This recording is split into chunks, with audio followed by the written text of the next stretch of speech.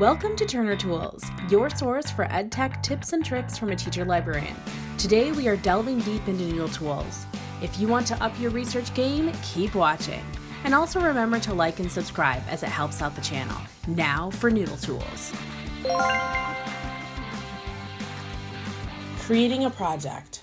While on the My Project screen, you will click on the green New Project button.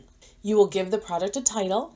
I have found the best formula with a project title is to have students put in their class period, then last name, first name, and topic if available. This will help organization later when viewing student projects. There are 3 citation styles. For the most part, K-12 schools use MLA. As a history major, in undergrad, my favorite is Chicago. Psychology and sciences tends to use APA.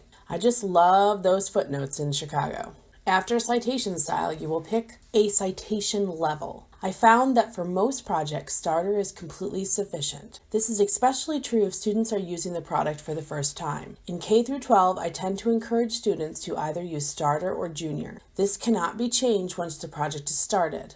Let's look at the differences between each of the levels. Note card views. When you click on note cards, it will bring you to the tabletop view. In tabletop view, you can move around your note cards. You can put them into groups called stacks. Similar content can be put together. When you are first going to the tabletop view, all of your cards will be stacked on top of each other or kind of randomly placed around the tabletop. You will have to move them to begin sorting. This is used to replicate the sorting that happens with physical cards. When moving a card directly on top of another, you will be prompted to give the stack of cards a name. This name can be the paragraph that you will ultimately be putting the content in. I usually name my stacks things like Introduction, Body 1, Body 2, and Conclusion. If you cannot find a note card on the tabletop, you can use the search box at the top right to find the correct card.